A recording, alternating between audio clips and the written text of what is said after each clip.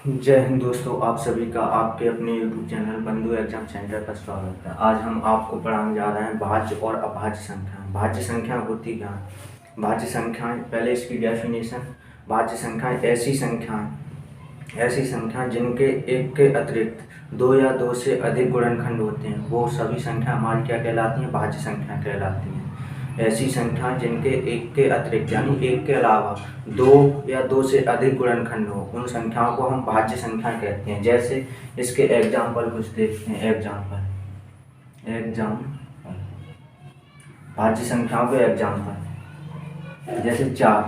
अब चार के कितने हो सकते हैं? अब एक तो होता ही है इसका एक, और एक दो होता है एक, और एक चार होगा।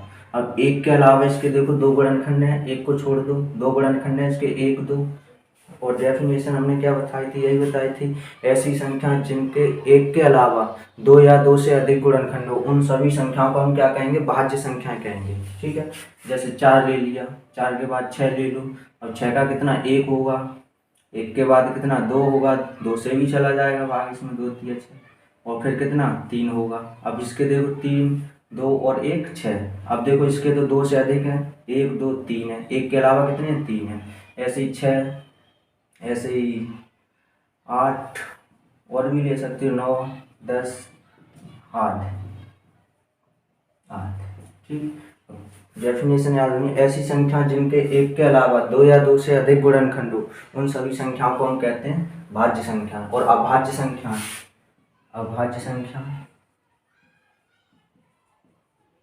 अभाज्य संख्या जिन्हें हम इंग्लिश में प्राइम नंबर बोलते हैं। प्राइम नंबर्स, प्राइम नंबर्स, अभाज्य संख्या। अभाज्य संख्याओं की डेफिनेशन, ऐसी संख्या जिनका एक के अलावा सिर्फ एक ही गुणनखंड हो, उसे हम अभाज्य संख्या कहते हैं।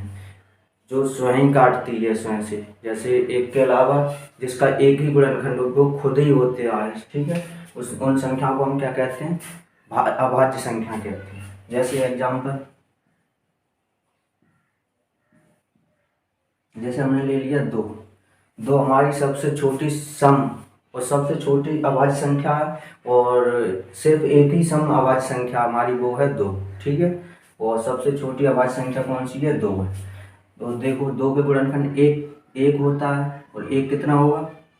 दो, खुद ही दो होगा स्वयं। ठीक है, तो एक के अलावा कितना? एक ही गुणनखंड है इसका। ठीक है, जो क्या खुद ही होती है, वही संख्या खुद होती है। ठीक है, स्वयं से ही विभाजित होती है, वो हमारी क्या कहलाती है? अभाज्य संख्या। ठीक है, एक से तो हर एक संख्या विभाजित हो जाती है। ठीक है, तो एक, अब तुम्हारे मन में आ रहा होगा कि एक हमारी भाज्य है क्या अभाज्य है? ठीक है, एक का देखो एक ही केवल एक से ही होगा, और किसी संख्या से तो नहीं होगा। और अभाज्य संख्या के लिए कितने होते हैं? एक दो गुणनखंड। हर अभाज्य संख्या के कितने? दो गुणनखंड होंगे। एक से एक को मिलाकर कितने होंगे? दो गुणनखंड होंगे। ठीक है, लेकिन एक का कितना? एक ही है, तो ये हमारी नहीं तो भाज्य है और ना ही अभाज्य संख्या। ये एक हमारा ना भाज्य है और ना ही अभाज्य।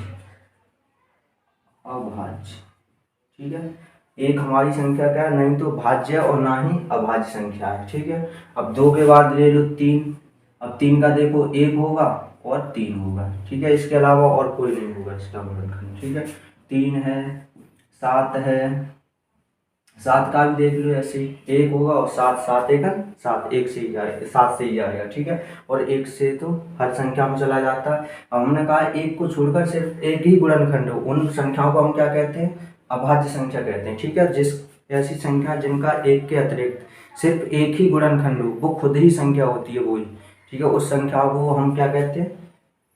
अभाज्य संख्या कहते हैं। ठीक, सात के बाद 11, 13, और 13 के बाद 17, 17, 19, 19 के बाद ये मिटा दें थोड़ा,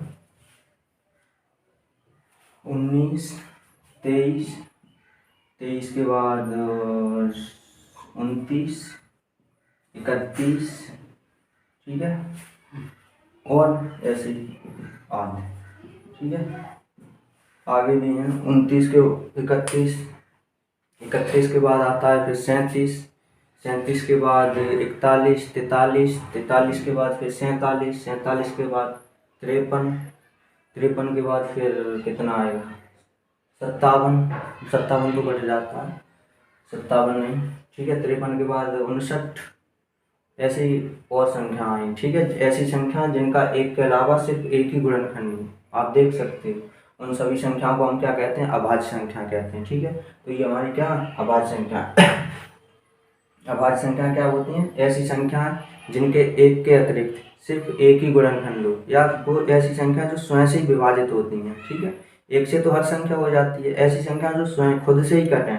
अब देखो 3 है वो 3 से कटेगा, 2 है 2 से कटेगा, 7 है 7 से कटेगा, 11 है 11 से कटेगा, 13 है 13 से, 17 है 17 से कटेगा, 19 है 19 से, 23 है 23 से ही कटेगा, और 29 है 29 से ही कटेगा, 31 है 31 से ही कटेगा। ऐसे ही आगे और निकाल सकते हो तुम संख्या, ठीक है। तो अब हम देखते हैं सहअभाज्य संख्या, जिन्हें इंग्लिश में को-प्राइम नंबर बोलते हैं, सहअभाज्य संख्या।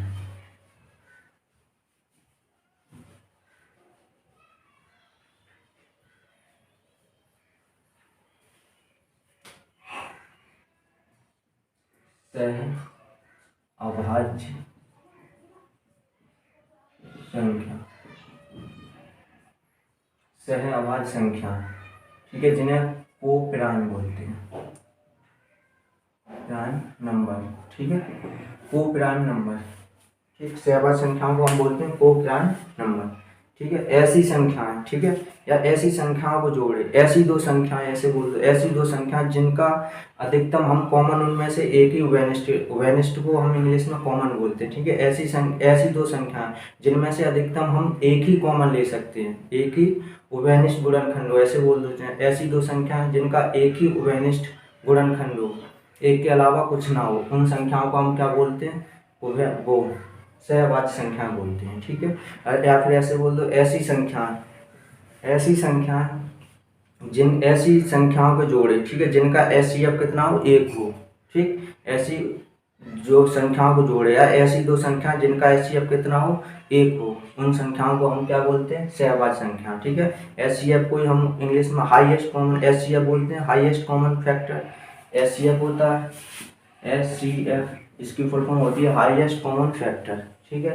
तो हाईएस्ट कॉमन फैक्टर यानी अधिकतम हम क्या कॉमन ले सकते हैं, अधिकतम गुणनखंड क्या हो सकता है इसमें, ठीक है। तो उसका क्या होगा, उभयनिष्ठ गुणनखंड, कॉमन का मतलब अधिकतम उभयनिष्ठ गुणनखंड क्या हो सकता है, ऐसी दो संख्या जिनका अधिकतम उभयनिष्ठ गुणनखंड एक ही हो, उन संख्याओं को हम क्या बोलते हैं, सहअभाज्य संख्या। जैसे 3 और यहाँ से 5 ले लो, 3 और 5। अब बताओ इन दोनों संख्याओं का अगर एचसीएफ लेंगे तो एक ही आएगा, इन दोनों में से कॉमन लिया जाए तो कितना आएगा, एक ही आएगा, 3 5, 3 5 के बाद 3 4, 3 4 और 4 5,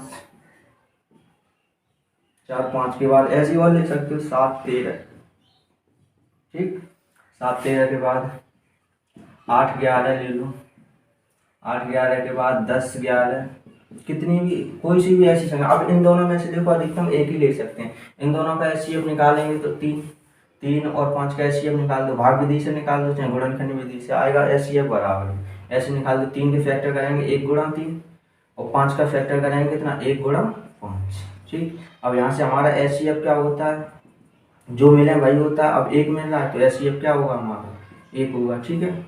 एचसीएफ हमारा क्या होगा, 1 होगा, ठीक। और एचसीएफ हमारा क्या हो जाएगा यहाँ से 1।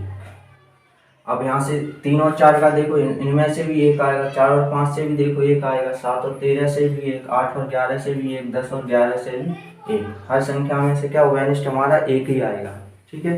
जो कॉमन है हमारा 1 के अलावा कुछ नहीं आएगा, तो ऐसी संख्याओं को हम क्या बोलते हैं, सहअभाज्य संख्या। आप और कोई सी भी संख्या ले लो, 31 और 30 ले लो, 31 और 30, इनमें से भी 1 आएगा हमारा, तो ऐसी संख्याओं को हम क्या बोलते हैं, ऐसी आए, ठीक है, होनी चाहिए जोड़े से। ऐसी संख्याओं को जोड़े जिनमें से हम एक कॉमन ले लें, ठीक है, अधिकतम एक ही कॉमन ले पाएँ, ठीक है, उन संख्याओं को हम क्या बोलते हैं, सहअभाज्य संख्या। कैसे भी परिभाषा बना सकते हैं इसकी, ठीक है।